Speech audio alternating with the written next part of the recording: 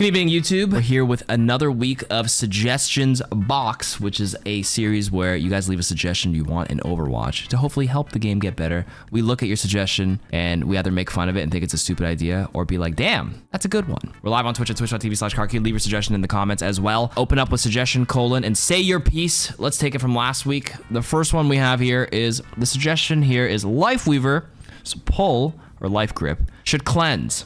Pretty much every other ability like Fade, Rewind, I think you mean Recall from Tracer, Translocate, and even Bubble can cleanse. This would be an indirect nerf to Ana without messing with her kit. I don't think Life Grip needs to be loaded any more than it already is. The fact that it already saves you positionally, if you add another cleanse, it becomes Suzu 2.0. I don't think it's necessary. I think Lifeweaver's weakness lies in like the pivot between the damage and healing, and even so, we saw this past weekend a lot of Lifeweaver was played in the pro circuit at the OWCS. Kind of useful. I don't think he needs more load on specifically Life Grip. Cleanse does mean, yeah, burning, like not only just anti. That could be, if Life Grip cleanse that would cleanse Illari's ultimate. It would cleanse, yeah, your burns from Mauga or Ashe, random stuns and dots. It makes that ability, which is already a pretty good ability, the fact that it can reposition people, too good. So I would say no, don't like the suggestion. Okay, some of these suggestions are still framed as hot takes because a lot of people's old hot takes, which is another series we do, is basically game suggestions and not really a strong opinion. So like some of these are in here, but we're gonna try to take good suggestions, hopefully in the comments of this video afterwards. But let's read this one. This one's an old hot take from Discord that said, get rid of counter swapping, or the suggestion for the game is to just get rid of counter swapping or make it an actual fun mechanic. So the first thing is, I'm going to stop you there. Your suggestion is to get rid of counter swapping, but that's not something that's up to them. That's player agency. It's their choice to swap heroes. Unless they make heroes lock in, then that's a different aspect of the game altogether. You said it's fun never to get countered all the time. The strategic aspect is non-existent since it boils down to rock, paper, scissors. And it's one of the many sources that makes playing tank a void of enjoyment. Even in quick play, you can't play the tanks you enjoy because everyone counter swaps you, and quick play is supposed to be the fun, non-sweaty mode, but getting rolled because you want to play the one character, not the whole tank cast in one game, is also not fun. Yes, I had a game where it boiled down to a choice between inting or my team having fun, which is not great to have in your game design. Basically, if we want to frame it as a suggestions box video, you're saying get rid of counter swapping, and the only way to do that is to lock in heroes where you can't swap heroes, period. Which I don't agree with. I think Overwatch is a game where you should have the agency to it. It just should not be as, I guess, you want to hopefully design heroes and the game modes and the maps to make it so like it's not a must swap, is kind of what the angle we want to go at, besides the extreme, which is obviously locking in the hero. You think tank should be the only one to not to swap, everyone build around the tank? Nah, I feel like it kind of like goes away from the soul of Overwatch, for me personally. Maybe the tank role is the one that needs to be looked at the most, so disincentivize enemies to hopefully counter and make tanks not too much of the single target, but I don't even know how this would work, to be honest with you, right? And it's not truly a true rock, paper, scissors. It's only a true rock, paper, scissors if multiple people swap for you. If it's just a single tank swapping one pick, you can play around it, but if 3 or 4 swap, then yes, I understand the frustration. So disincentivizing is a different aspect than just completely getting rid of it, which is a suggestion, which is only done by hero locks. No hero lock, at least for me.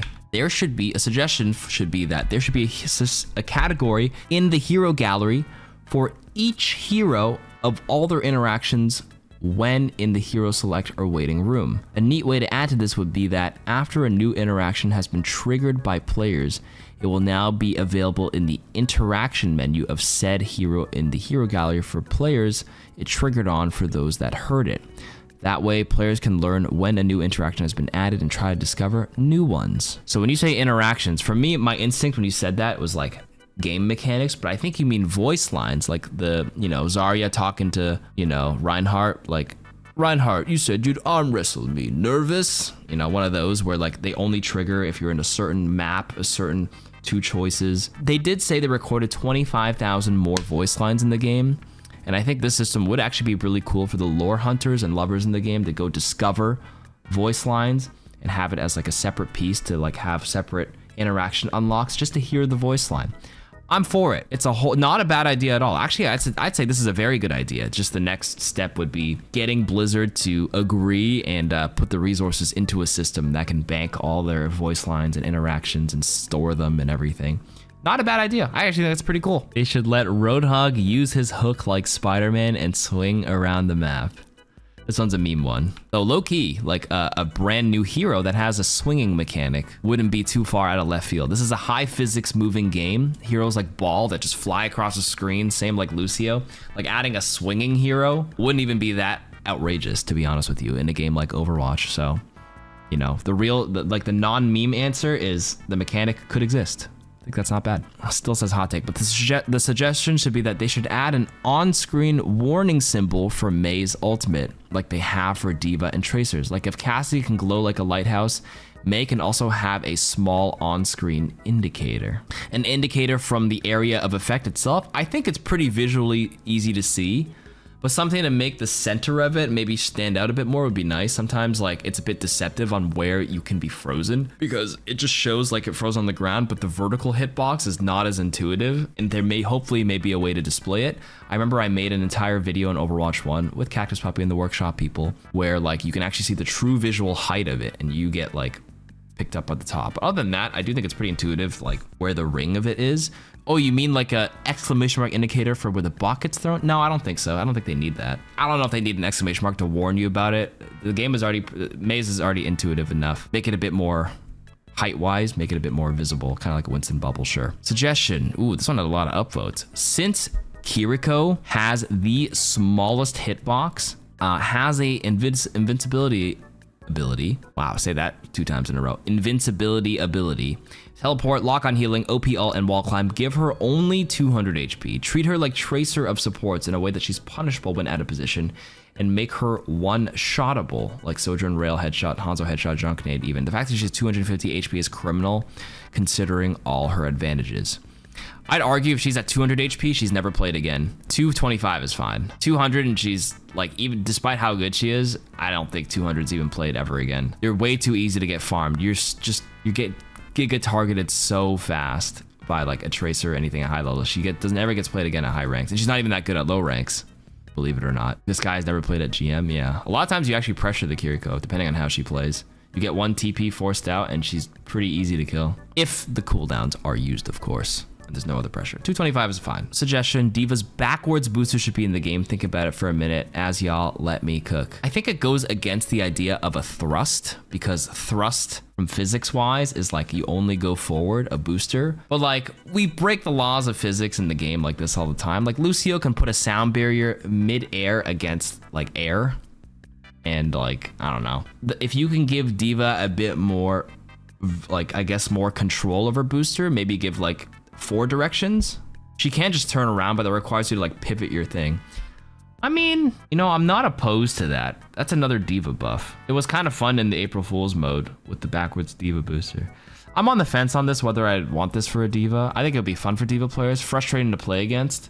I think only D.Va players would want this, because I think D.Va's already fine the way she is. This just kind of makes her even like better than, you would have to nerf something in exchange. Yeah, you can't do it for free.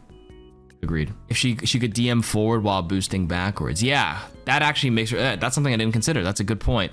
Because a lot of times when you're kiting, you move slowly backwards while you're DMing. The fact that if you like hold DM needs 180, you have to turn to fly away. So the fact that you could boost backwards with Matrix up makes it incredibly strong. You'd have to nerf Defense Matrix time then to compensate. Correct take. Comp crossplay should be implemented. I've read this one before. This would be extremely difficult to do, but let workshop creators choose what patch each hero is on.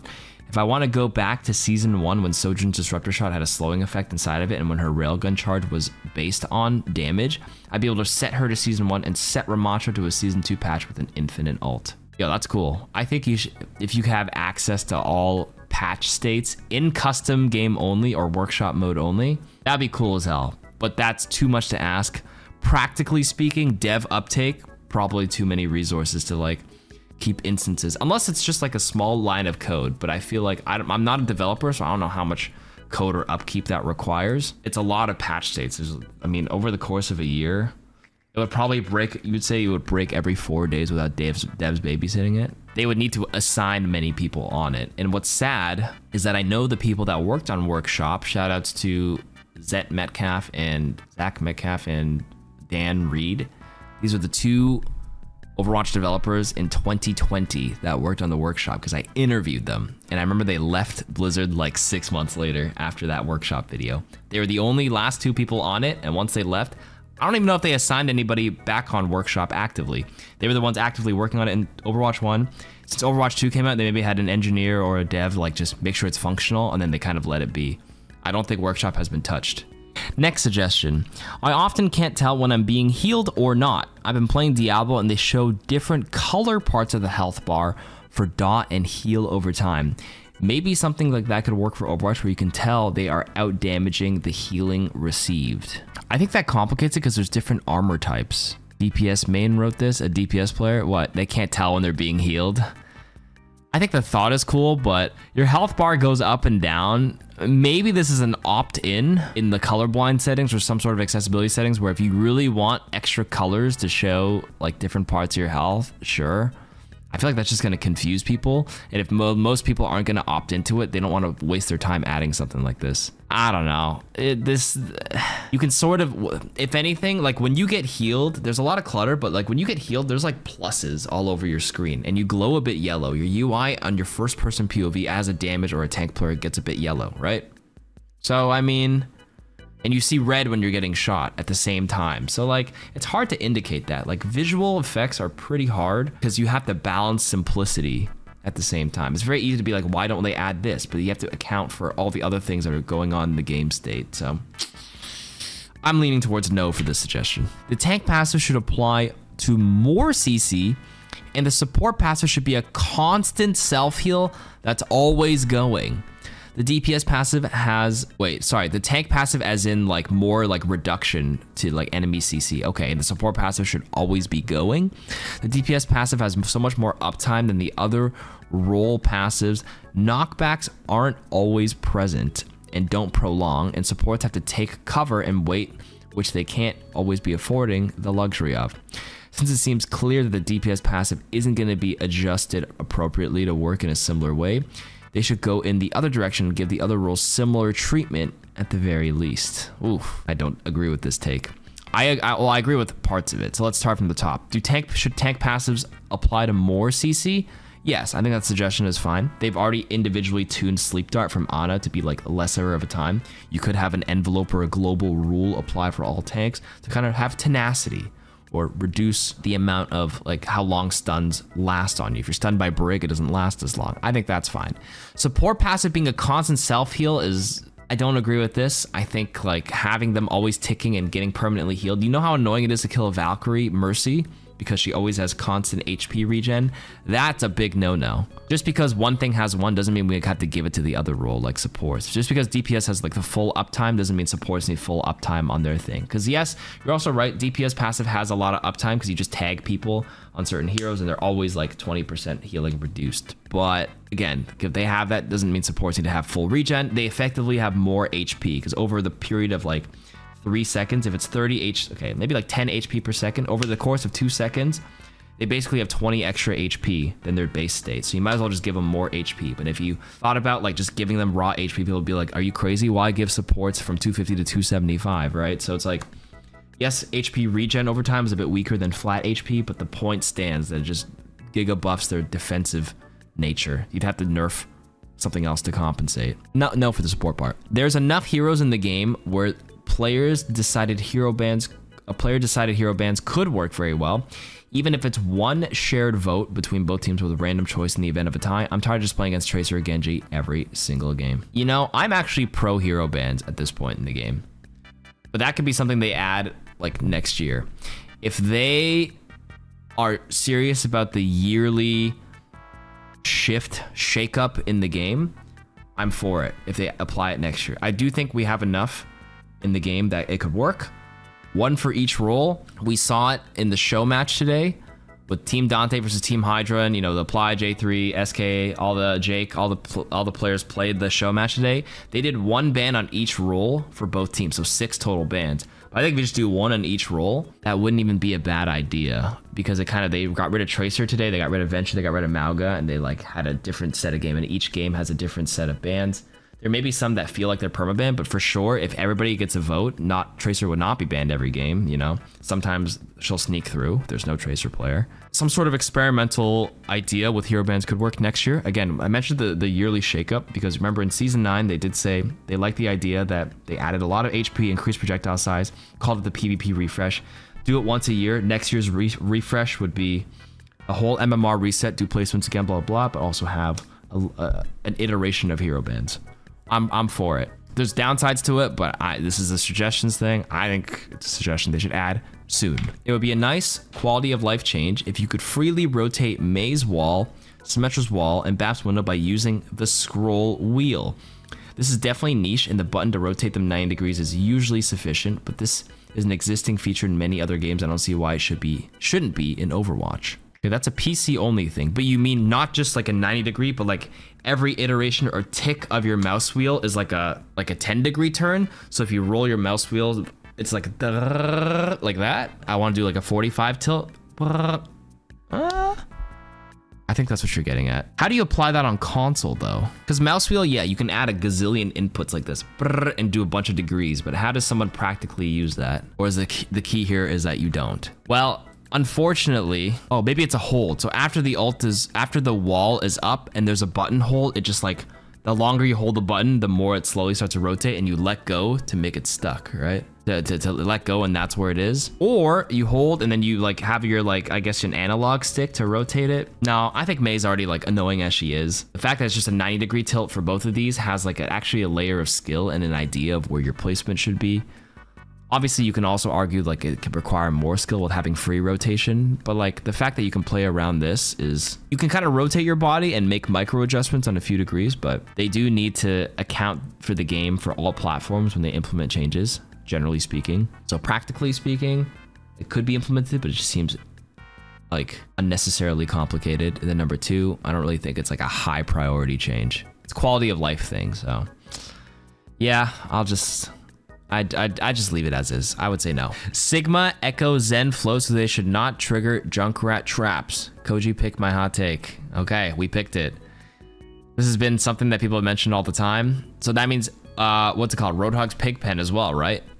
They should not trigger. These are very specific interactions. I mean, that's a nerf to Junkrat. Junkrat's already not in a great place. Why Echo? Why not Echo though? I feel like if you make a mistake of like just getting near a trap, that's on you. If we go with like true, like, you know, Overwatch logic, then yeah, like Venture should be Earth Shattered by Reinhardt, because, you know, if like someone is floating a little bit high in the air, Earth Shatter or Venture's ultimate should not be able to break it because they're levitating, because we know Earthquake doesn't hit Pokemon with levitate, but like they have a vertical hitbox and they can still be tagged. As much as you want to commit to the realism, I think it's just easier to keep it like even and unanimous across all hero interactions, unless there's a specific problem and it's very problematic, then we can look into it. But it's not like, generally speaking, a lot of Zens or Echoes or Sigs are walking into the traps. That's because Junkrat's traps hitbox is like this, higher than it looks, which is why when you ping an enemy, sometimes you accidentally ping a Junkrat trap, because when you ping, it shoots like a ray cast out like this in the general direction, and it'll pick either the person or like a pet, which is like a trap or like, you know, a turret. Even if it looks like you're pinging a person, it'll pick up the trap first because that's the first thing the raycast hits, because the trap has like a pretty high hitbox. So it feels like it's magnetic, but that's just, maybe intuitively they can visually draw the trap higher than it looks, because it definitely sinks in. But if they draw it higher than it looks, then it makes it so easy for people to like break the trap because it's not sneaky anymore. Yeah, no, I don't think it's problematic enough to have to do something like this at this point. Okay, that's the last suggestion. Leave some real suggestions in the comments. See you next week.